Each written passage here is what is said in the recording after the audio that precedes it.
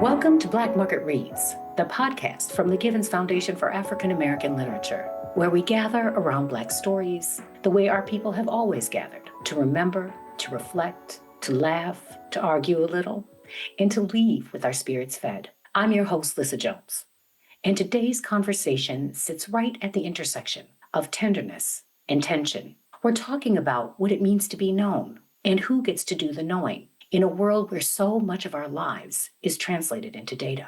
My guest, C.J. Farley, was born in Kingston, Jamaica, and raised in Brockport, New York, graduated from Harvard University, and served as an editor of the Harvard Lampoon.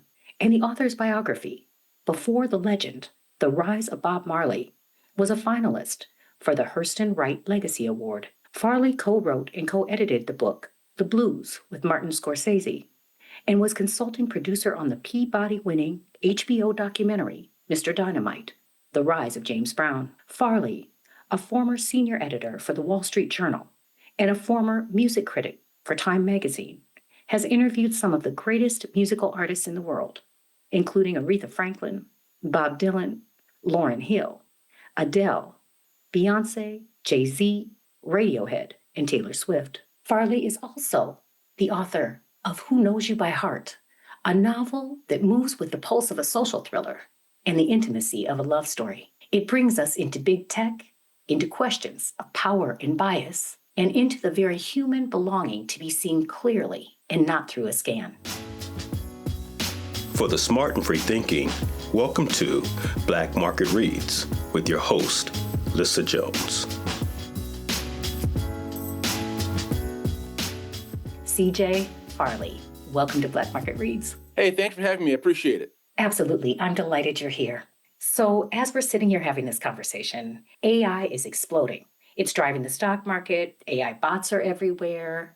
Actual privacy is basically all but gone. Everybody's talking about it. Alexa's always listening. I say it's AI here, AI there, AI everywhere. When did you first get hip to this whole thing about AI? And did you know it was going to explode like this? Well, it's interesting that way back in the 1970s, my father, who was a professor of economics at the State University of New York at Brockport, and my mother, who was a professor of African American Studies at the State University of New York at Brockport, they thought that computers were something that I needed to get into, and the whole family did. And so they enrolled me at a young age, back when I was still in grade school, in a college computer course, just so I could learn what computers were all about. So for decades, I've always thought that there's something to this whole computer thing, and I should keep tabs on it. And I also remember that Isaac Asimov, the great science fiction writer, once paid a visit to the State University of New York at Brockport, and Brockport's a very small town in upstate New York. And I thought it was just so cool that such a celebrated author, the guy who wrote Foundation and I, Robot, and numerous other great books, would come by Brockport, New York to give a talk. And since then, I've been so inspired with the idea of technology and culture and where it may take us. So it's something I've followed for an awful long time. This is incredible that your parents had a vision when you were in grade school to put you in a college level course. That's amazing. If only I'd also had the vision to invest in some stock then, things would have been fantastic. But you can't have everything. And because they're professors, they thought of the knowledge first and not about the stock investment. Well, it looks like it paid off pretty well. For those who are listening but haven't yet had a chance to read your wonderful book, would you tell us a little bit about it? What's it about in a nutshell? Who Knows You by Heart is a book about African-American female coder who she's sort of down in her luck. She owes some family debts. Her nonprofit job isn't really working out the way she would like. And she ends up getting a job offer at a big tech company. And it kind of conflicts with her values, but the money is great. And so she takes a job with this tech company and she gets sucked into working on a project that's supposed to create a bias-free AI. But then she gets sort of pulled into a mystery and it's some secrets that this company is hiding. And it's both a thriller, a techno thriller, a love story, a mystery. It's a lot of things sort of wrap up into one because even though we delve into some really deep issues in this novel, I wanted to make sure people had fun reading it. There's a little bit of sugar to sort of bring home some of the themes that we're discussing. I do agree that you absolutely met that goal. You take big things, but you give it to us in small bites and ways that we can digest them through the characters' experiences. And then upon reflection, you're thinking to yourself, that was deeply deep. So I think, well done. Well, thanks. And one thing I did as I was writing this book is I talked to a lot of people. I obviously worked in big tech for 5 years, but I also talked to a lot of other people who worked in big tech, as well as research students and experts and people that really understood the field deeply, just to get their take on what's happening next. What are some of the issues that people need to talk about that they're not talking about now? And there are a number of issues that the book dives into, but one I think I always try to call attention to is the issue of bias in big tech. The bias is not only on the hiring and promotion level. Black people are about 13% or so of the population in the United States, but we're less than, depending on the poll you look at, we're less than 3 or 4% of the executive ranks at these big tech companies. And that really impacts the kinds of products these tech companies put out. And worse than that, people don't talk about the way in which artificial intelligence is trained, often on really biased data sets that affect the outcome. Artificial intelligence isn't something neutral or objective that we can trust. If you want to have an idea of the kind of stuff that often goes into training these AI, look at the comment section on any website you go onto. Look at Reddit. Look at who's talking, what they're talking about, what they're concerned about.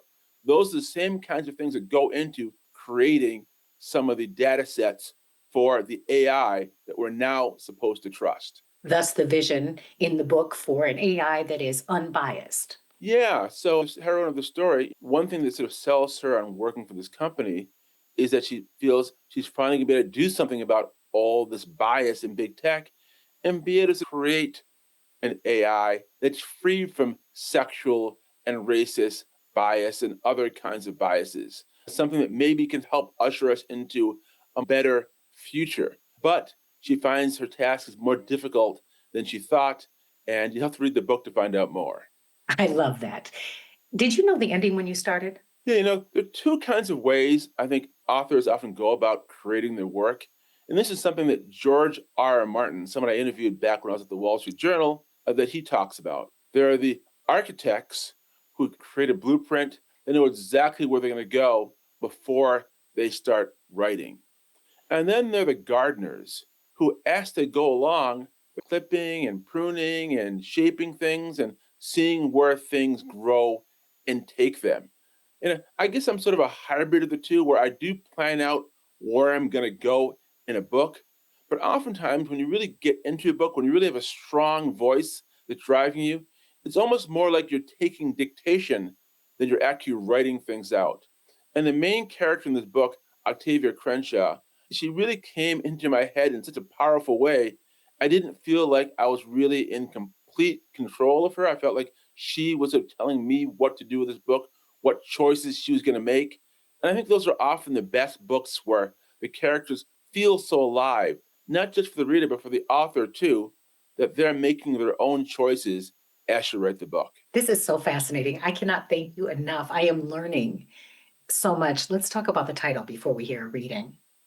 The title, Who Knows You by Heart, seems tender to me, but also just a little bit unsettling. What does it mean to you? Yeah, well, originally I was going to call the book OK Computer, which is one of my favorite albums by the rock band Radiohead, because I'd gone on tour with them in Scotland back when I was a music critic. And that album is an album about the ways in which technology impacts human identity and society. And so that seemed to make sense as a title for this book. But then I decided, I think I need to have a title that's all my own. I like coming up with things that people maybe haven't heard before. Naming it after an existing album maybe didn't differentiate enough. So I was also inspired then by Derek Walcott, who's kind of the Bard of the Caribbean and won a Nobel Prize. And one of my favorite poems by him is a poem called Love After Love. And if you remember that poem, it goes like, the time will come when with elation, you will greet yourself arriving at your own door, in your own mirror, and each will smile at the other's welcome and say, sit here, eat. You will love again the stranger who was yourself. Give wine, give bread, give back your heart to itself, to the stranger who has loved you all your life, whom you ignored for another who knows you by heart. And that's just part of that poem. And I felt like that kind of captured what I was looking for, this sense of meeting this other self that maybe is just a reflection or a part of you. And I feel that's where we are with technology, where we're creating these other selves that we're now greeting.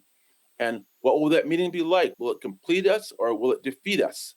And also, because this is a love story and not just a story about technological issues, that poem also seemed to make sense for what I was doing. So I took that one line from the poem and that became my title, Who Knows You by Heart. I feel compelled to say thank you. I did not know that you would be able to share such beautiful poetry with me. Thank you.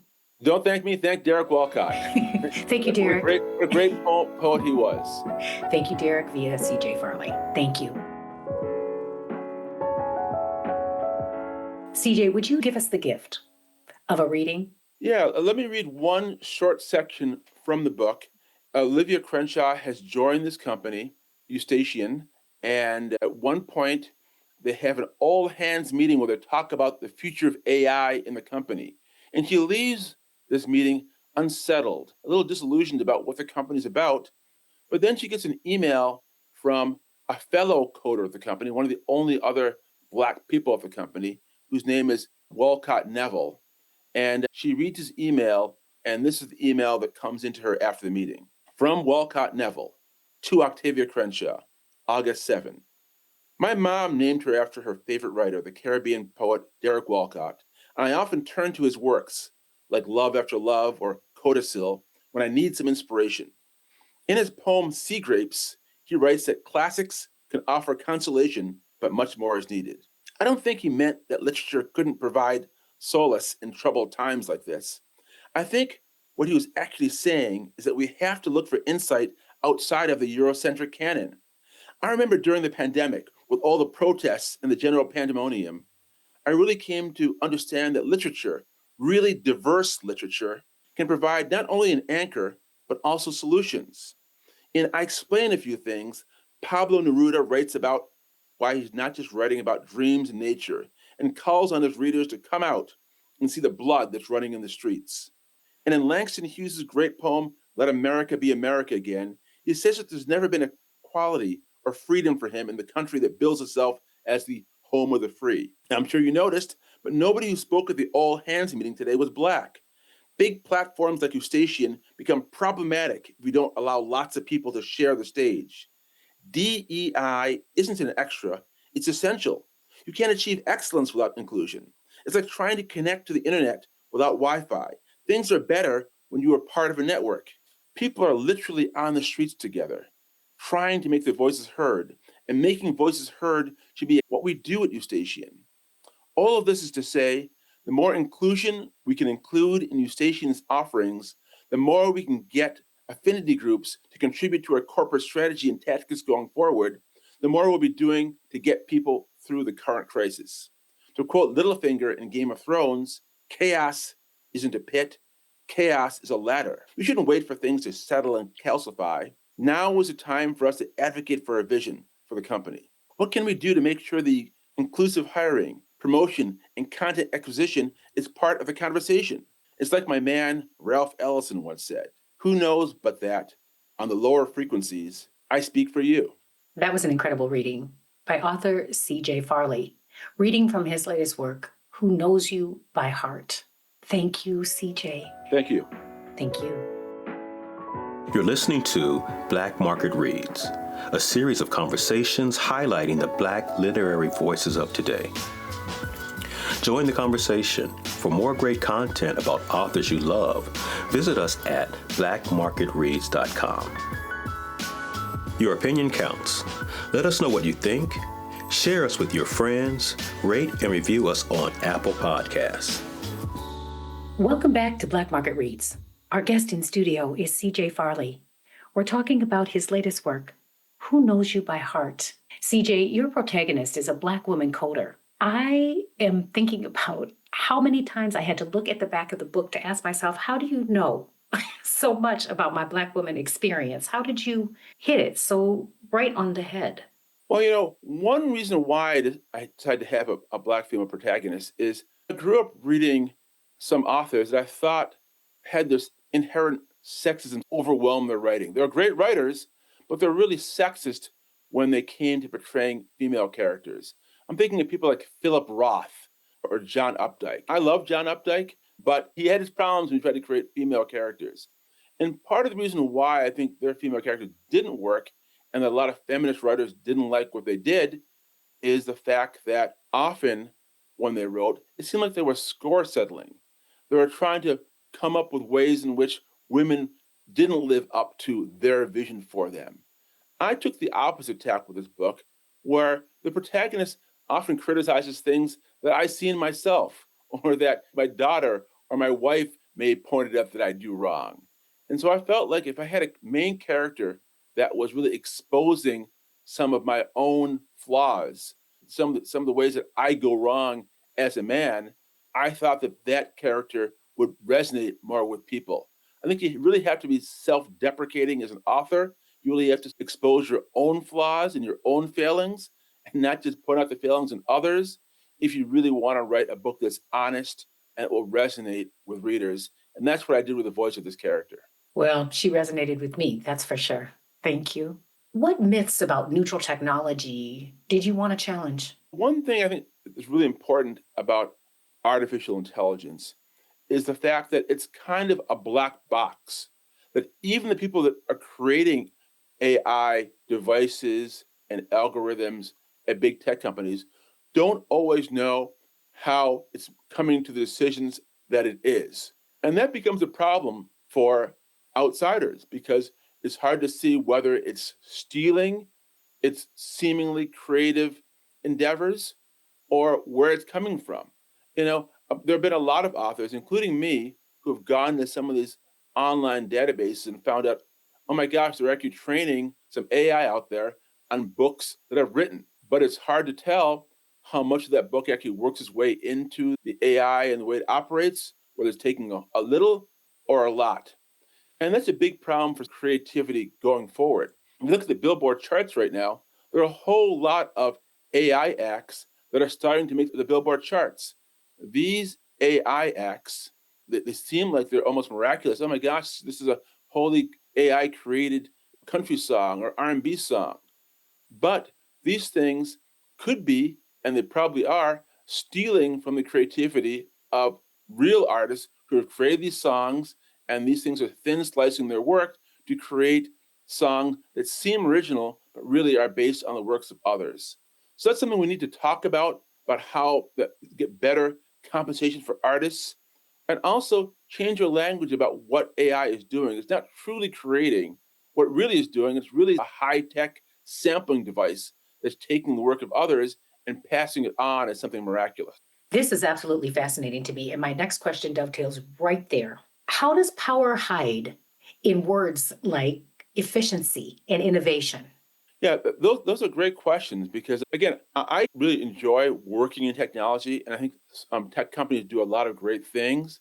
But one thing they do really well is hype up their work. I mean, Steve Jobs, I think, set the standard for being able to hype up a new technology or a new device or a new product. And even in the words artificial intelligence, that's kind of a hype job.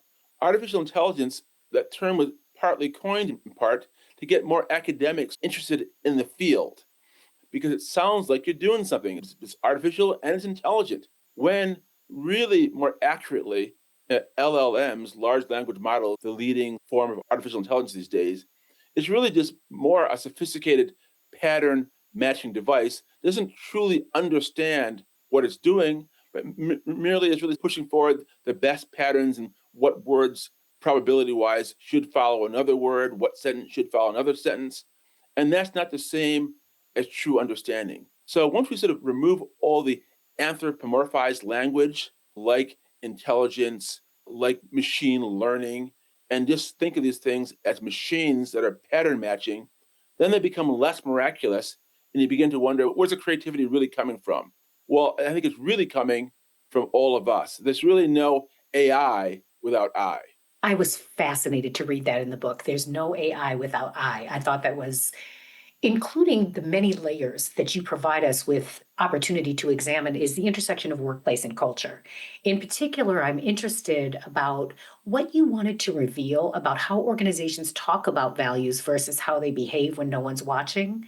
As an organization behaviorist in my discipline, I often talk to CEOs and they say, "Oh, this is wonderful. Look at my company, da da da." And when we get to their office, I say, "Can you hand me your budget and your calendar? Because that tells me everything I need to know about your priorities and your values." So, did you want to reveal something about that in the book? Yeah, definitely. I think that people shouldn't be too trusting about what corporations will do with your data and your personal information. And I learned that as a reporter. I remember in 1999, an appropriate year, happened to interview the artist formerly known as Prince, who at the time was going by that unpronounceable symbol. And I remember when I went to go interview him, as usual, he was there with his then wife, Mai Tai, and I took up my little tape recorder to record the interview. And he waved me off. He's like, I don't want you taping me. And I'm like, why not? I tape all my interviews. It's accuracy. It's really for both of us. He's like, no, because I don't know what the computers and technology of the future may want to do with my voice. I remember at the time I thought, oh my gosh, Prince is paranoid. But now, 25 some years later, I realized actually Prince was prescient because he understood the way in which his data, his voice, his personal attributes were incredibly valuable, and that he was making a prediction that in the future, technology would continue to grow and increase and develop, and there might be some way of someone manipulating his voice in a way that he had no control of. And so he wanted to stop it right there and not allow people to just tape his voice and have it out there. And I think we should all borrow a little bit from the sense that Prince showed me back in 1999 today, and we constantly question, do we want that data out there? Do we want that picture out there? Do we want to review these things? Do we want our biometric data out there? Because there are companies out there that will profit off that mightily. People have said this before, but when some service is free, that means that you're really the thing that's for sale. Your data is for sale. They're going to use you with that lure of a free product and try to tap your data and sell it elsewhere. So, learn from Prince and be careful about your data. I so deeply appreciate how you're bringing all your lived experiences to this conversation and deeply appreciate in the home of Prince, my home state, his home state, that you could call him prescient because I am learning every day just how prescient he really was. So that's fascinating. Well, in fact, I think that what you said about lived experience is really important when it comes to computers. And that's something I explore in Who Knows You by Heart. And very recently, I saw this interview with Matt Damon, and he made a really great point about creativity, where he talked about seeing a movie with The Rock. And there's a scene in which The Rock is confronted by somebody, and it's in this new movie, The Smashing Machine, where he pulls up a sheet over his eyes and he debates with somebody about something in a very evasive kind of way. And Matt Damon was very struck by that scene and talked to The Rock about where do you get those ideas from? And The Rock said, well, that came from one time when my mother was diagnosed with cancer. She pulled the sheet up over her eyes. And this other part came from my dad when he was negotiating with people about whether he was abusing substances or not. And he used them to put them into this scene. And Matt Damon's point was that just shows that the things that are beyond AI, that if you don't have that embodied lived experience, you can't make those artistic choices that take you to places that are beyond where a computer can go. And I think that's one thing we should always talk about is that AI art isn't really art because I think art demands that kind of embodied lived experiences. Real artists make choices like that and draw from things they've had in their lives, whether it's a divorce, whether it's raising a kid, whether it's losing your leg in a traffic accident. These are the things that create real art. And when you're not doing that, when you're just searching things and sampling things and putting them into some sort of stew and mixing it, that's not real art. And so what computers are doing, no matter how seductive it may be, because it's not drawing from real, lived, embodied experience, it's as empty as a potato chip. I don't know that I have ever been speechless on this podcast, but I thank you. Let me just Unbelievable. Let me say thank you. This is author CJ Farley. We're talking about his latest work, Who Knows You by Heart. I'm getting so much more from this conversation than I even got from this book that blew my mind. I'm your host, Lissa Jones. This is Black Market Reads. We're going to be right back after a short reading from our guest. CJ Farley, you are blowing my mind. Thank you for being here. Thanks for having me.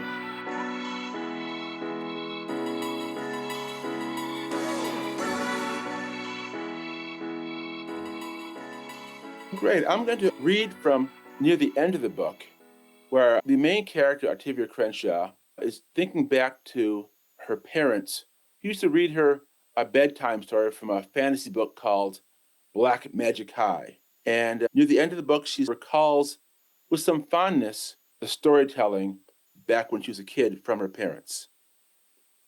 Why is black magic bad? Your mom read from the book, standing astride your bed. Why is white magic good? They have us talking in their language. We don't even think about it. Black cats, black mail, black magic. They say those are bad things. Voodoo, Santeria, Obeah. The sorcery of her people is written off as negative or primitive or both. Your mom would throw herself down on the bed, her head on the pillow next to yours. We're supposed to be so afraid of dark lords and shadows and things that pass us in the night. But what if it's backwards? It's darkest in the womb, right? Or between the stars, or when we close our eyes to kiss or to dream. Now your mom would be off the bed and running around the room. Don't be afraid of the dark. Embrace it. Hug a shadow. Blow a kiss into the night. Eat a piece of dark chocolate. Play the black keys on a piano. Sip a cup of coffee without cream. Slip on that little black dress. Dip your pen in black ink and plant a tree in the black soil of the Nile. Darkness isn't dangerous. It's comfort. It's connection. It's us at our most creative and courageous. What if there's power in darkness? Your parents will read the last line together. What if black magic isn't good? It's great. That was author CJ Farley.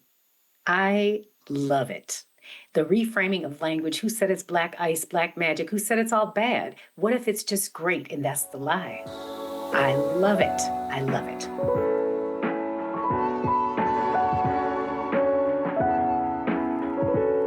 Welcome back to Black Market Reads. I'm in studio with author CJ Farley, who's blowing my mind, talking about his latest work, Who Knows You by Heart, a novel. Welcome back, CJ. Hey, thanks for having me. Appreciate it. Absolutely. I love it. Speaking of love, let's talk about love. You talk about love inside a machine world. Your novel carries a love story inside it. What does love risk in a world that monetizes attention and predicts desire? Yeah, that's a great question about the way in which commodifying love and connecting with each other by screens so it can be commodified further. And that's really one of the issues the book dives into. And one reason why it was so important for me to not just write a techno thriller, but really to have a love story within it is because of my wife. My wife suffered a brain aneurysm about 10 years ago. She's recovered now, but at the time, she couldn't walk, she couldn't talk, she couldn't really think clearly. And one thing she found helped her to recover was to read romances. And she used to read books that were about personal finance and things that would help her directly on her job and in her life. And she's a TV correspondent for CNBC.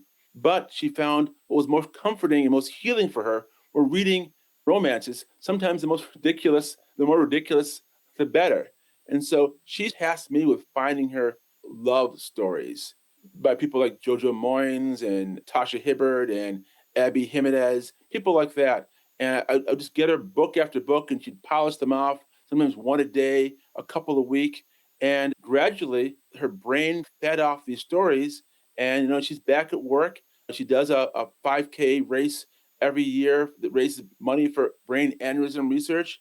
And I think one reason why these books were so helpful to her is because they had as a main subject love. And love is something that's removed right now from technology, where people focus on the logical side of technology, the data gathering section of technology, and not on the emotional core of technology. And it's something that we have for now, separate from machines. And I think that getting away from all the devices and just reading books helped her rebuild that part of her brain that was fully human and allowed her to get back on her feet again. And it really helped restore and help build up the belief I have in what a love story can do. It can literally help to heal you. And I saw that in my own life, my own relationship. I mean, Audre Lorde has this quote that self-care isn't self-indulgence, that self-care is self-preservation. And it's really a form of rebellion. And I think reading love stories, no matter how silly, isn't silliness. And I think it really is something we need to do in the tumultuous times we live in. That is so beautiful. Not only the inspiration, and I'm so glad your wife is back. And so am I. Glad. I would imagine. Speaking of relationships, what relationship do you think carries the most truth in the book? Well, it's hard to say one relationship more than the other carries more truth. I mean, there's certain things where you can't choose between them. It's like choosing among your children. You love them all equally, sometimes in different ways, but you love them all equally. And I feel the same thing is true with an author and their characters, where all of them reflect some part of your experience. And so you can't really throw out one and say this one's better than the other. But I think one really key experience is a relationship that Octavia, the lead character, has with herself. She's trying to come to terms with who she is in this world, what meaningful work really is, and how that reflects in her emotional life as well. And that's something we're all grappling with, even more so today, because more and more computers are challenging what identity really is, what really makes us human, what makes us distinct. Before, humans always thought, okay, we're different from animals because we use tools, or we're different because I think, therefore I am. But because the computers could seemingly think, at least it's a challenge. Well, who are we then? What makes us different? Or how are we special? These are all things that she's grappling with in the book before she comes to some conclusions near the end of it. That's excellent. What did you learn about your characters that you didn't expect? One thing that I really learned about my characters, although a lot of this book is about the ways in which Black people are excluded from big tech, the way we're excluded from the upper ranks of executive hiring in big tech, and the ways in which we need to figure out ways to fight back, to literally fight for the future. I thought it was also important to do some research into the ways in which Black people have contributed to the technological age we're in today, because a lot of that gets covered up. People like Jerry Lawson. Jerry Lawson is someone that people should know about. He helped create the first interchangeable game cartridge, which helped set the stage for the modern gaming industry. All the people out there playing Grand Theft Auto and other games, they owe it all to Jerry Lawson, who really realized, hey, gaming platforms don't just have to come with one game. Why not create a way in which you can, like a record player, change each game by game, and not just lock in one? And it was an incredible innovation. He led the team that created that, and people don't know his name. Now it's a Black man. Or someone like Ada Lovelace. Ada Lovelace was a woman who was the first computer programmer. Even before computers were created, she helped theorize that they would be created and that they would need programs to make them run. And Ada Lovelace's name is not known enough, and people should know that she's someone who helped contribute to where we are today. Or Dr. Ayanna Howard, who's dean of the College of Engineering at the Ohio State University. She's a leading roboticist. She worked for NASA. She helped work on some of the Mars missions. She's an incredible scholar and intellectual. She actually gave me pointers while I was writing this book. And she's someone whose name should be known more, to know that there are Black women out there who are on the leading edge of technology, making robots, making strides in AI, and leading the College of Engineering at Ohio State University. People need to know the names of people like that and know that technology isn't all white and it isn't all male, that there are all these women and Black men who've contributed mightily to where we are now. I am so deeply grateful that you said their names, that you spoke about their accomplishments. Carter G. Woodson, those who have no idea what their forebears have accomplished, lose the inspiration that comes from the learning of their biography and history. Thank you, CJ. In this time, CJ, with your deep knowledge of a lifetime of computers and now of AI in its evolution, how do we protect our tender hearts? What do we do? One thing is just to be aware. Just take in your surroundings when you're on the internet. Just think about what you're doing and have an awareness and not just be a passive consumer who is then preyed upon. Two, get involved in the tech industry. If you're a young person coming out of college or graduate school or someone who's changing jobs, get a job in tech, because the more of us that are in the industry, the more it's diversified, the better we'll be as a culture, and the better I think the industry will be to have those different voices contributing to what's going on. And finally, don't view the singularity or AI as something that's inevitable. I think that the tech companies want to sell us on this bill of goods that this is going to happen no matter what. Your data is going to be taken from you no matter what. That doesn't have to happen with legislation, with cooperation, with people power. Technology can be bent to our will and changed. I mean, I think of that quote from Martin Luther King, where he once said that the arc of the moral universe is long, but it bends towards justice. As other people have said, that's true, but someone has to bend it. I think if we want to have AI bent towards our will, we have to all get together, help to bend it. And in the end, we're going to make tech companies and our whole world a lot better. But it's going to require all of us to contribute in whatever way we can to make that happen. A call from author C.J. Farley. We asked him, what can we do about it? And he answered, C.J., thank you. Thank you. I appreciate it. And I hope people check out my book, Who Knows You by Heart. And if you like it, give me a good review. Leave me a good review on whatever platform you're reading it on, because it's always appreciated. Fantastic. And speaking of reading, what are you reading? Right now, I just finished up a book called Half Her Age by Jennette McCurdy. Jennette McCurdy wrote a book called I'm Glad My Mom Died. That was a national bestseller. And this is her first novel. And it's a terrific book. I actually worked with her when I was at the Wall Street Journal. I assigned her some essays to write when she was a younger woman in Hollywood. And she just blossomed to become an even better writer. And she's a #1 New York Times bestseller. So I was glad to read her new book that just came out. I highly recommend that book, Half Her Age. It's a book that challenges the patriarchy. It's like Lolita from the woman's point of view. Wow. You heard it here. Author C.J. Farley, his latest work, Who Knows You by Heart. This conversation reminds me that being known is not the same as being loved, and that being seen isn't the same as being understood. A book like Who Knows You by Heart asks us to look at the systems around us. It does, but also the choices inside us, what we give away, what we protect, and what we refuse to allow the world to reduce. If this episode moved you, please share it with someone you talk books with.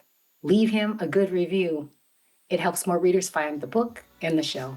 This is Black Market Reads from the Givens Foundation for African American Literature. I'm your host, Lissa Jones. Until next time, take good care of yourself and good care of each other. Our production team for this episode includes co-producers Lissa Jones and Edie French, technical director Paul Augustin, the voice Yo Derek, and our artist of inspiration, Takumba T. Aiken. This is Black Market Reads. I'm Lissa Jones. Aluta continua. The struggle continues.